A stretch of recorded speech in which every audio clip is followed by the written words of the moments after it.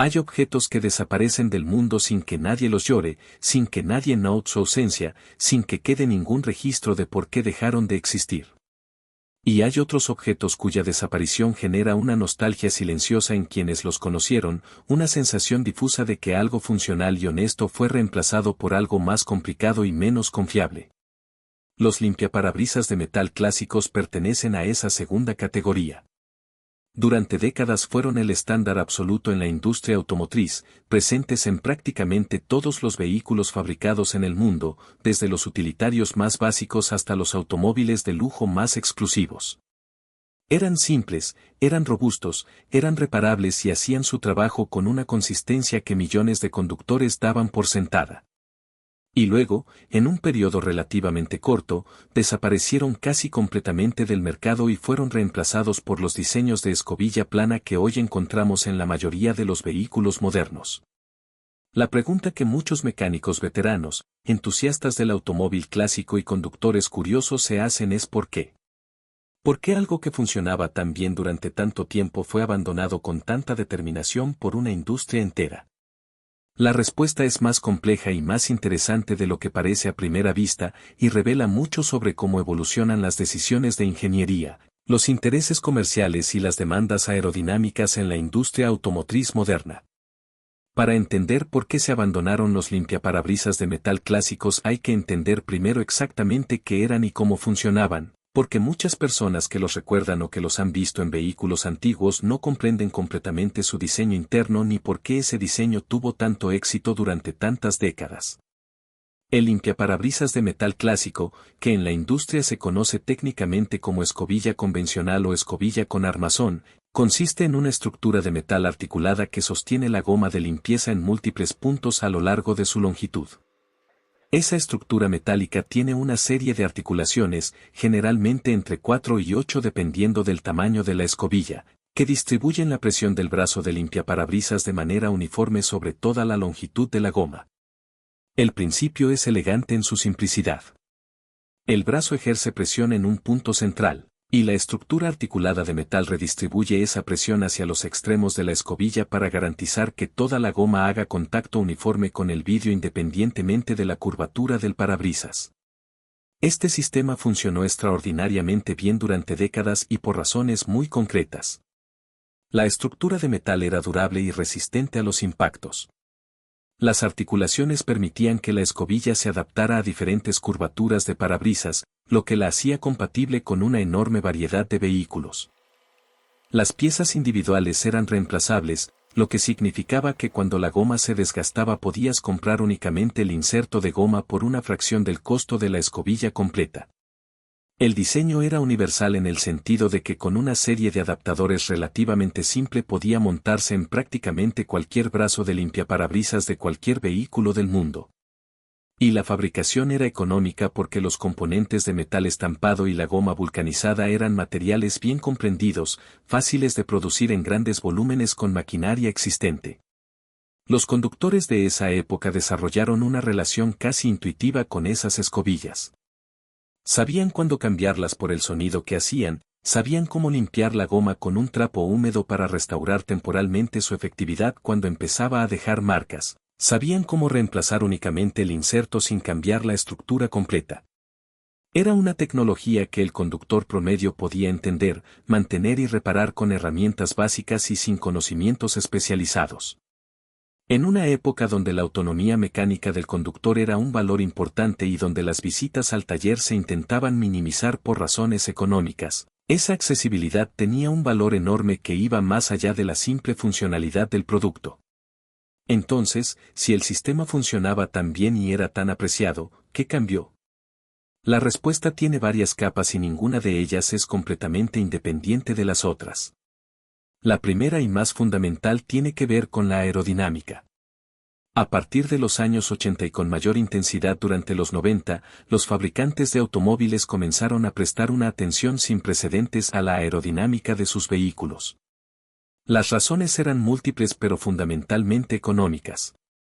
La crisis del petróleo de los años 70 había demostrado de manera brutal que la eficiencia en el consumo de combustible era una variable crítica tanto para los consumidores como para los fabricantes, Y la aerodinámica resultó ser una de las herramientas más efectivas para mejorar esa eficiencia sin sacrificar potencia o tamaño. Los diseñadores comenzaron a estudiar con detalle todo lo que perturbaba el flujo de aire alrededor de la carrocería del vehículo, y los limpiaparabrisas convencionales de metal resultaron ser elementos aerodinámicamente problemáticos. La estructura articulada de metal, con sus múltiples brazos y articulaciones elevados sobre el vidrio, generaba turbulencia de aire a velocidades de autopista que no solo aumentaba el coeficiente de arrastre del vehículo sino que también producía ruido de viento perceptible en el interior y en algunos casos levantamiento de las escobillas que reducía su efectividad precisamente cuando más se necesitaban, es decir, a velocidades altas en condiciones de lluvia intensa. La física del problema era clara. Una estructura que se eleva varios centímetros sobre el parabrisas y que tiene múltiples superficies orientadas en diferentes ángulos respecto al flujo de aire va a generar resistencia y turbulencia inevitablemente. Las escobillas planas, que comenzaron a desarrollarse durante los años 80 y que se popularizaron durante los 90 y la primera década del 2000, resolvieron este problema de manera elegante. En lugar de una estructura articulada elevada sobre el vidrio, las escobillas planas utilizan un tensor de metal o de fibra de vidrio embebido dentro de la propia goma de limpieza, que distribuye la presión a lo largo de la escobilla sin necesidad de ninguna estructura elevada sobre el vidrio. El perfil resultante es significativamente más bajo y más aerodinámico, y en muchos diseños la forma de la escobilla en sí misma genera una fuerza de presión hacia el vidrio a medida que aumenta la velocidad del vehículo. Exactamente el comportamiento opuesto al de las escobillas convencionales que tendían a levantarse con la velocidad. La segunda razón del abandono tiene que ver con los cambios en el diseño de los parabrisas. Los vehículos modernos tienen parabrisas con curvaturas mucho más pronunciadas y más complejas que los vehículos de décadas anteriores.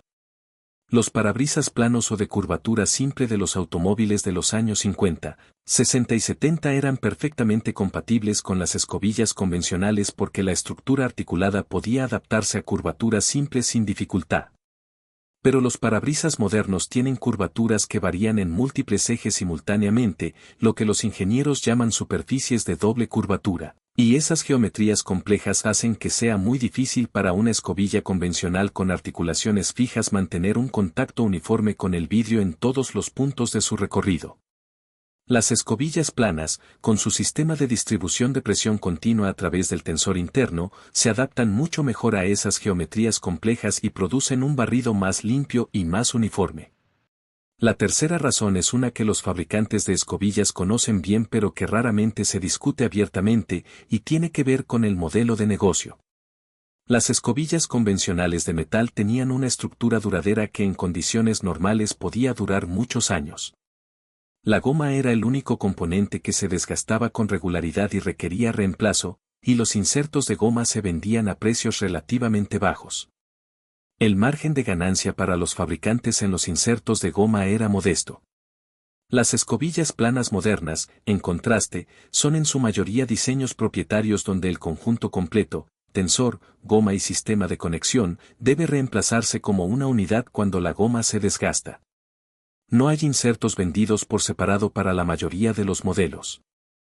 El costo del reemplazo completo es significativamente mayor que el costo de un inserto de goma convencional, y el ciclo de reemplazo tiende a ser más frecuente porque los materiales modernos, aunque más avanzados tecnológicamente, no necesariamente superan en longevidad a la goma vulcanizada de las escobillas clásicas en todos los climas y condiciones.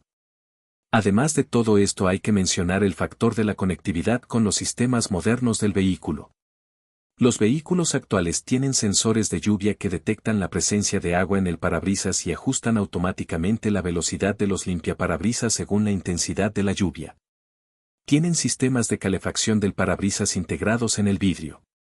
Tienen cámaras montadas detrás del parabrisas que requieren que el área de barrido sea perfectamente limpia para que los sistemas de asistencia al conductor funcionen correctamente. Toda esa integración tecnológica demandaba escobillas con perfiles más precisos, con presiones de contacto más uniformes y con geometrías más controladas que las que podían garantizar las escobillas convencionales con sus tolerancias de fabricación más amplias y sus articulaciones que variaban con el desgaste y con las condiciones climáticas. Hay también un factor climático que jugó un papel importante en el declive de las escobillas convencionales en ciertas regiones del mundo. En zonas con inviernos severos y nevadas frecuentes, las articulaciones metálicas de las escobillas convencionales tenían una tendencia problemática a acumular hielo y nieve en sus múltiples puntos de articulación, lo que hacía que las articulaciones se bloquearan y que la presión de distribución uniforme, que era la ventaja principal del sistema, dejara de funcionar correctamente. Una escobilla convencional con las articulaciones bloqueadas por hielo aplicaba presión solo en el punto central de conexión con el brazo, dejando los extremos de la goma sin contacto con el vidrio y creando un barrido parcial e inefectivo exactamente cuando las condiciones climáticas exigían el máximo rendimiento del sistema. Las escobillas planas, sin articulaciones expuestas al hielo, resolvieron este problema de manera completa en los mercados del norte de Europa y Norteamérica, y esa ventaja aceleró su adopción en esos mercados durante los años 90. Es importante también mencionar que el abandono de las escobillas convencionales no fue instantáneo ni universal. En el mercado de repuestos para vehículos clásicos y para ciertos vehículos comerciales y de trabajo, las escobillas convencionales de metal siguen produciéndose y vendiéndose porque hay millones de vehículos más antiguos en circulación que fueron diseñados para ese tipo de escobilla y que no son compatibles con los sistemas de conexión de las escobillas planas modernas. Los propietarios de vehículos clásicos que quieren mantener la autenticidad de sus automóviles buscan activamente las escobillas convencionales y en muchos casos pagan precios de mercado de coleccionista por ellas. Hay talleres especializados en restauración de vehículos clásicos que mantienen inventarios de escobillas convencionales de metal para exactamente ese mercado. También existe una corriente de opinión entre muchos mecánicos veteranos y entusiastas del automóvil que argumenta que las escobillas planas modernas, a pesar de sus ventajas aerodinámicas y de adaptación a parabrisas complejos, no superan necesariamente en durabilidad y rendimiento a las mejores escobillas convencionales de metal en todas las condiciones. En climas cálidos y secos donde el hielo no es un factor, en vehículos con parabrisas de curvatura simple y con un mantenimiento adecuado de la goma, las escobillas convencionales podían durar considerablemente más tiempo que las escobillas planas modernas y producir un barrido igualmente efectivo a un costo total de propiedad más bajo a lo largo del tiempo. Esa perspectiva tiene mérito técnico aunque va en contra de la dirección que tomó la industria y que es en este punto prácticamente irreversible para los vehículos de nueva producción. Lo que la historia del abandono de las escobillas convencionales de metal nos enseña va más allá de la simple evolución tecnológica de un componente automotriz. Es una historia sobre cómo múltiples fuerzas, la aerodinámica, la geometría de los vehículos modernos, los modelos de negocio de los fabricantes de componentes, las demandas de los sistemas electrónicos integrados y las condiciones climáticas de los mercados más importantes, confluyen para determinar qué tecnologías sobreviven y cuáles desaparecen independientemente de sus méritos intrínsecos. No fue que las escobillas convencionales dejaran de funcionar. Fue que el mundo alrededor de ellas cambió de maneras que las hacían cada vez menos adecuadas para las nuevas realidades de los vehículos modernos, y la industria respondió desarrollando alternativas que se adaptaban mejor a ese nuevo contexto aunque no fueran superiores en todos los aspectos posibles.